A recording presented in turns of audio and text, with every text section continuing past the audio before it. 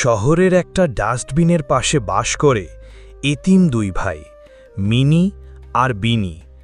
চকচকে সাদা চামড়া, ছেঁড়া ময়লা কাপড়, চেহারা ধুলো মাখা, তবে মায়াময় দুজনেই। একটা অ্যাক্সিডেন্টে তাদের বাবা মা দুজনেই মারা গেছে।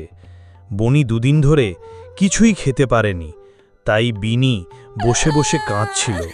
মিনি তাকে সান্ত্বনা দিচ্ছিল, কিন্তু এভাবে কি পেটের ক্ষুধা নিবারণ হয়? মিনি যায় একটা রেস্টুরেন্টে ফেলে দেওয়া খাবারের জন্য, কিন্তু তাকে দেখেই সবাই তাড়িয়ে দেয়।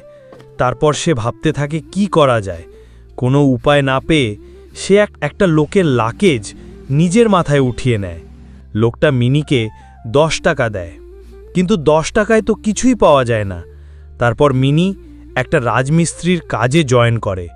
ওখানে তাকে বড় বড় ইট ওঠাতে দেয়। মিনি অত্যন্ত কষ্ট করে ইট ওঠায়, ঠেলাগাড়িতে ইট বুঝাই করে, ঠেলাগাড়ি ঠেলে ঠেলে ইট নিয়ে যায়। তারপর সে ক্লান্ত শ্রান্ত হয়ে মালিকের কাছে হাত পাতে টাকার জন্য। মালিক তাকে 100 টাকা দেয়। এবার মিনি এই টাকাগুলো দিয়ে বিনির জন্য খাবার নিয়ে যায়। বিনি সেই খাবার দেখে নাচতে থাকে। তারপর দুজনে পেট ভরে সেই খাবার খায় এবং দুজনে রাস্তার পাশে শুয়ে থাকে ছেঁড়া চাদর গায়ে দিয়ে। এভাবেই তাদের প্রতিটি রাত কাটে। গল্পটি ভালো লাগলে লাইক করুন, সাবস্ক্রাইব করুন।